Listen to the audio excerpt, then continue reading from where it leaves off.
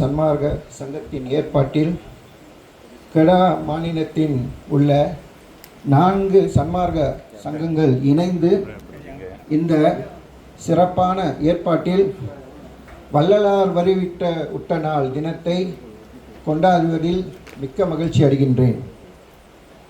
இதற்கு முக்கிய காரணமான முக்கிய தலைமை பொறுப்பை ஏற்றி நடத்தி கொண்டிருக்கும் ஐயா கிருஷ்ணன் அவர்களுக்கும் டாக்டர் விநாயகமூர்த்தி அவர்களுக்கும் எனது மனமார்ந்த நன்றியை தெரிவித்துக் கொள்வதில் மிக்க மகிழ்ச்சி அடைகின்றேன். இந்த விழாவின் மேலும் மெருகூட்டும் வண்ணமாக தமிழகத்தின் கனடாவில், ஆஸ்திரேலியா, சிங்கப்பூர் மற்றும் மலேசியா மற்ற மாநிலத்தில் இருந்து திரளாக வந்து வருகை புரிந்து இந்த விழாவினை சிறப்பாக நடத்தி கொடுக்க வேண்டும் என்று ஆவல் கொண்டு வந்து இருக்கும் அனைத்து மக்களுக்கும் எனது மனதான நன்றியை தெரிவித்துக் கொள்கின்றேன். வள்ளலார் வரவிக்க உற்றார், இதுதான் முக்கியமான இது. யார் இந்த வாக்கியத்தை கொடுத்தான்னு ரொம்ப பேர் என்கிட்ட கேட்பாங்க. ஏன் வள்ளலார் பிறந்த நாள்னு சொல்ல மாட்டாங்க, எல்லாம் வள்ளலார் வரவிக்க உற்றார்னு சொல்லிட்டு இருக்காங்க. இதுதான் அதை சப்ஜெக்ட். யாருமே சொல்லலைங்க, வள்ளலாரே கொடுறாரு. அகத்தே கருத்து புறத்தே வெளுத்து இருந்த உலகர் அனைவரையும் சகத்தே திருத்தி சன்மார்க்க சங்கம் அடைவித்திடவே அவரும் இகபர சுகம் பெற்று இன்புறுவதற்கென்றே இந்த யுகத்தே பெற்றேன் இறைவன் வரவிக்க உற்றேன் அருளை பெற்றேன். சுவாமி அருளை பெற்றாரு. அருட்பெரும் ஜோதி ஆண்டவருக்கு செல்லை பிள்ளையா இருந்தார். நீனே என் குலத்தில் முதல் மகனே என்று அருட்பெரும் ஜோதி ஆண்டவரே பிரகடனம் படுத்துறாரு. இப்படி இருக்கிற சுவாமி இதை நல்லபடியாக வாங்கிட்டு போயிருக்கலாமே, ஏன் இதை எல்லாத்துக்கிட்டையும் கொடுக்கணும்? இங்கே நல்லா பாருங்க, அங்கே சொல்ற அகத்தே கருத்து புறத்தே வெளுத்திருந்த அனைவரையும் சொல்றாரு, எல்லாத்தையும் திருத்த போறன்றாரு. அப்போ அவர் கிடைத்த அந்த அருளை கொண்டு முத்தவருக்கும் அதை பகிர்ந்துருக்கணும், இவங்களையும் கரை ஏற்றணுன்ற முக்கிய நோக்கத்தில் தான் அவர் சொல்கிறாரு. அப்புறம் சிலர் என்கிட்ட கேட்பாங்க, இதுக்கு முன்னே உள்ள ஞானிகள் வந்தார்கள், 64 நாயன்மார்கள் 63 நாயன்மார்கள் வந்தார்கள், சித்தர்கள் வந்தார்கள், இவங்களாம் இதை சொல்லலையா? வள்ளலார் என்ன மாறுபடுறாரு அப்படின்னா, முற்றிலும் இது ஒரு சர்ச்சைக்கு உரியதாக இருக்குது. எல்லாரும் அதுதான் கேட்டுருக்காங்க. ஆனால் வள்ளலார் முற்றிலும் மாறுபட்டு தான் இருக்கின்றார். இதை நீங்கள் உணர்வீர்கள். சன்மார்க்கர்கள் அன்பர்கள் கண்டிப்பாக இதை தெரிந்து கொள்வார்கள். இந்த ஞானசரியன்ற பாட்டில் பார்த்தீங்கன்னா வள்ளலார் ரொம்ப கெஞ்சுவாருங்க. கெஞ்சி நேற்று சாமி ஐயா சொன்னாங்க. ஐயா நேற்று ராத்திரி இது பண்ணுறப்ப சொல்கிறாங்க, ஞானசரியை ரொம்ப அழகாக விளக்குனாங்க. அதில் 4வது பால் பார்த்தீங்கன்னா, கண்டதெல்லாம் அனித்தியமே, கேட்டதெல்லாம் பழுதே, கற்றதெல்லாம் பொய்யே, நீ கழித்ததெல்லாம் வீணே, உண்டதெல்லாம் மனமே, உட்கொண்டதெல்லாம் குறையே, இதுவரையில் உண்மை அறிந்தீரே, உலகியரில் இதுவரை உண்மை அறிந்தீர். அப்படின்னா என்னாரு? உலகத்தில் உள்ளவங்க யாருமே இதுவரை ஐயா வரத்துக்கு முன்னே உண்மையை தெரிஞ்சிக்கல. இதுதான் நம்ம உணரணும், இதுதான் உண்மை. அப்போ அவ்வளோ தெளிவாக சொல்கிறார், கற்றதெல்லாம் பொய்யேன்னு. அப்போ அவர் புது பாடம் கற்றுக் கொடுக்க வராது, அதுதான் உண்மை. அந்த பாடம் எத்தகைய பாடம் என்றால், நீங்கள் பார்த்தீங்கன்னா நிறைய பாட்டில் அவர் சொல்லுவார், சாமி அருட்ஜோதி ஆண்டவர் அவருக்கு எல்லாத்தையும் கொடுத்தன்றாரு. தன்கோல் அளவென கோதி சுத்த சமரச சத்திய சன்மார்க்க நீதி செங்கோல் அளித்தது பாரி திருச்சிற்றம்பலத்தை திருநடச்சோதின்றார். அந்த செங்கோலை யார்கிட்ட கொடுத்தாரு? முந்து வந்தவங்கள்ட்ட யார்ட்டையும் கொடுக்கல. ஏன்னு கேட்டால் அந்த காலம் அப்படியாப்பட்ட காலம், இதே நல்ல தருணம் அப்படின்னுவார். இந்த நல்ல தருணத்துமே பரபரப்பான உலகமாக இருக்குது. இப்போ போய் இவனை போய் யாகத்தை செய்ய அந்த சமயத்தில் இதில் போய் நீ பற்றி கொண்டு இருக்காமல் எளிய மார்க்கம் இது, சன்மார்க்கம் ஒன்று எளிய மார்க்கம். இன்னொரு பாட்டில் ரொம்ப அழகாக சொல்லுவார், இதுதான் நம்மளுக்கு முக்கியமான கருப்பொருள். இதை நீங்கள் தெரிஞ்சுக்கிட்டா ஏன் வள்ளலார் வந்தார், ஏன் அதை சொல்ல வந்தாருன்னு நம்மளுக்கு தெரிஞ்சிடும். நன்னாங்கும் கடந்தே அருள் ஞான சபாபதியே உடையார் உத்தமனே எனக்குண்மை உரை தருளே நன்னாங்கும் கடந்த அருள் ஞான சபாபதியே அந்த முக்கியமான கருப்பொருள் உண்மை உரைத்தருளே. சாமி எல்லா உண்மையும் யார்கிட்டையும் வாங்குறாரு. அருட்பெரும் ஜோதி ஆண்டவர் எல்லா உண்மையும் இவர்கிட்ட வெளிப்படையாக சொல்கிறாரு.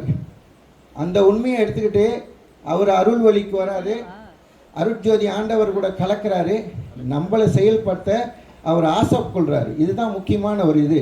இதுக்கு முன்னே இவங்க கேட்குவாங்க சிலவங்க, இதுக்கு முன்னே வரலன்னா சாமி சொல்கிறாங்க இதுக்கு முன்னே யாரும் அந்த நிலையை அடையலை. இது தாங்க உண்மை.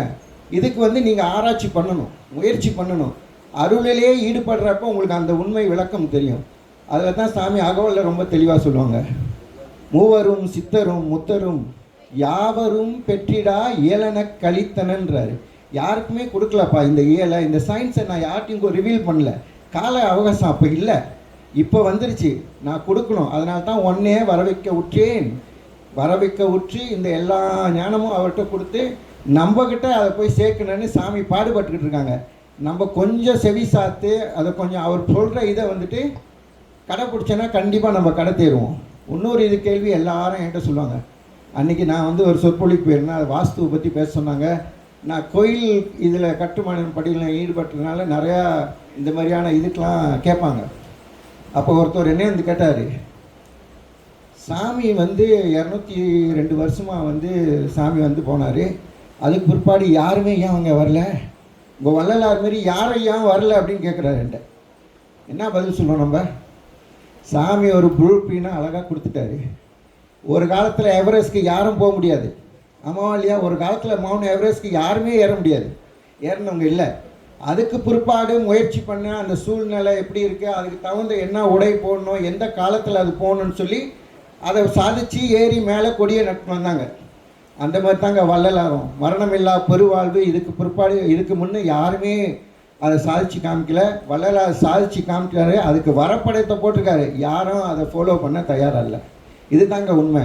யாருனாலையும் முடியாதுன்னு இல்லை, கண்டிப்பாக எல்லாத்தினாலும் முடியும். ஆனால் அதுக்கு நீங்கள் தயார் நிலையில் இருக்கீங்களா, அதுதான் இப்போ முக்கியம் நம்மளுக்கு. அதை கண்டிப்பாக அது சாத்தியமான ஒரு இது தான் இது. ஐயாவோட வழி, உண்மை வழி பார்த்திங்கன்னா ரொம்ப தெளிவாக சொல்லுவார். இதுதான் அதோட மெயின் பாயிண்ட். அதுதான் ஜீவகாருண்யம். அவர் சொல்கிறார் ஒரு பாட்டில், அறிவில் விளங்கிய ஜீவர்களுக்கெல்லாம் ஜீவ காருண்யமே இறை வழிபாடுன்றாரு. அப்போ அவரோட இது மற்றலும் நீங்கள் பார்த்தீங்கன்னா நீங்கள் கம்பேர் பண்ணிக்கலாம். அப்போ அந்த ஜீவ காருண்யம் அன்போடு இருந்தீங்களா, தயவு கருணை அன்பு ஜீவ காருண்யம் இதுதான் முக்கியது. அதில் அதை தவிர்த்து அவர் மெயினான பாயிண்ட் என்ன சொல்கிறாருன்னா, கொல்லாமை குலால் உண்ணாமை. இதைத்தான் நம்ம அந்த பிரின்சிபலை கடைப்பிடிச்சி அந்த தண்டவாளத்தில் உங்களை ஏற்றி விட்டாருன்னா அதோட நீங்கள் போகிற இலக்கை போய் சேர்ந்துருவீங்க, கண்டிப்பாக போய் சேர்ந்துருவீங்க. அதனால் இந்த வேலையில் எனக்கு வாய்ப்பு கொடுத்த நம்ம ஐயா கிருஷ்ணன் மற்றும் ஏற்பாட்டு குழுவினருக்கு எனக்கு மனமார்ந்த நன்றி. இன்னும் ஒரு இது எனக்கு ஒரு கோரிக்கை, சபையில் இவ்வளோ பேர் இருக்கீங்க, உங்களுக்கு கோரிக்கை வைக்கிறதுக்கு ஒரு முக்கியமான கோரிக்கை. இதை நீங்கள் எல்லாம் பல மாநிலத்திலேருந்து வந்திருக்கீங்க, பல நாட்டிலேருந்து வந்திருக்கீங்க. இதை கொஞ்சம் செவிசாத்து நீங்கள் உங்கள் இதில் போனோன்னா இதை செயல்படுத்தி கொண்டு வாங்க. அது கண்டிப்பாக இது ஒரு சன்மார்க்கத்து உறுதுணையாக இருக்கும்னு நம்புகிறேன். அது என்ன என்றால், இந்த சன்மார்க்கத்துக்கு தடை என்ன இருக்குது, தடை இல்லை அதுக்கு சவால் என்ன இருக்குது அப்படின்னு பார்த்தா உணவு தான், உணவு முறை தான். சைவனாலே ஓடி போயிடுறாங்க எல்லாம், சைவனாலே ஓடி போயிடுறாங்க. அப்போ சைவத்துக்கு இந்த சைவ உணவு ஏன் வள்ளலார் வலியுறுத்துறாரு, கொல்லாமை ஏன் வலியுறுத்துறாரு, இதை நீங்கள் சின்ன மாணவர் படிவத்திலே இந்த பிள்ளைங்களுக்கு அதை போதனை பண்ணி அதை நீங்கள் செயல்படுத்திங்கன்னா கண்டிப்பாக சன்மார்க்க மக்கள் நம்ம பார்த்திங்கன்னா ரொம்ப வளர்ச்சி அடையணும் கண்டிப்பாக. அதனால் நம்ம மலேசியா சன்மார்க்க சங்கம் அறக்கல்வின்று எல்லா பள்ளிகள்லையும் இப்போ போதனை பண்ணிகிட்டு இருக்காங்க. சின்ன படிவத்திலே மாணவர்களுக்கு இதை போதனையை நாங்கள் கொண்டு சேர்க்கறதுக்கு தயாரான நிலையில் இருக்கோம். பினாங் மால் என்ற அளவில் நம்ம பறையா ப்ரோக்ராம் செஞ்சுட்டு 4 ஸ்கூலில் நல்லபடியாக வெற்றிகரமான செயல்படுத்தியிருக்கோம். அது மட்டும் இல்லாமல் நீங்கள் பார்த்தீங்கன்னா திருவருட்பா ஓதும் விழா, இது நம்ம முற்றிலும் நம்ம அரசு அங்கீகாரம் பெற்று மிட்ராவோட ஃபண்ட் நம்மளுக்கு சில நிதிகளை உதவிகளை செய்தார்கள். அதையும் நன்றாக நம்ம செயல்படுத்தி வந்திருக்கோம். இந்த மாதிரி பல முக்கியமான வள்ளலாரோட இதை வந்து நம்ம செயல்பட்டு கொண்டிருக்கோம்.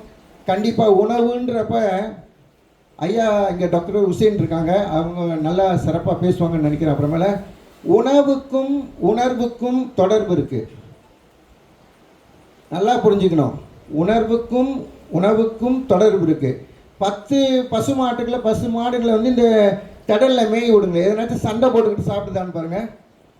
அதே வந்து ஒரு இறைச்சி துண்டு ஒரு மாமிசத்தை போடுங்க, முதலையாவது புலியாவது, அது வந்து தாய் புலியாக இருந்தாலும் சரி, தந்தை புலியாக இருந்தாலும், அக்கா புலியாக இருந்தாலும் எல்லாம் பாஞ்சிக்கிட்டு அடிச்சுக்கிட்டு போகும். அப்போ அந்த உணவுக்கும் தொடர்பு இருக்குது.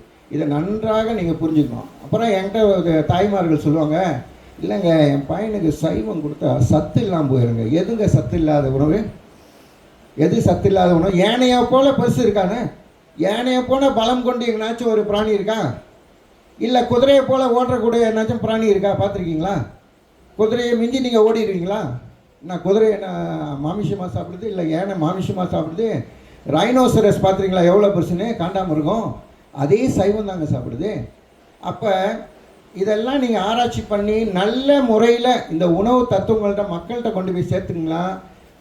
உணவுக்கும் இந்த கருணைக்கும் கண்டிப்பாக இது இருக்குது. இதிலே இருந்து கருணை வடிவிலே இருந்தால் கண்டிப்பாக நம்ம வந்து ஐயாவோட இலக்கை மெதுவாக இந்த காலத்தில் நம்ம அதை வந்து அடையாடினாலும் மறுபிறப்பில் கண்டிப்பாக நம்ம படிப்படியாக அடைவோம்.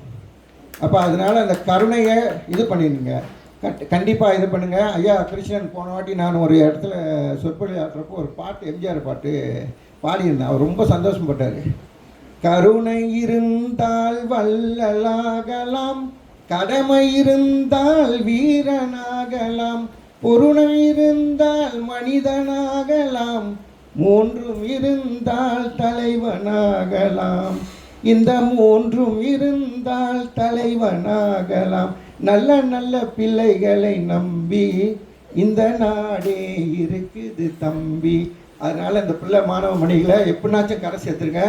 நம்ம இளைய தலைமுறையை நம்ம ஒரு நல்ல இலக்கு கொண்டு போய் சேர்க்கணும்னு சொல்லி உங்களை எல்லாருக்கும் மனமார்ந்த நன்றி நன்றி நன்றி என்று சொல்லி விடைபெறுகிறேன். நன்றி.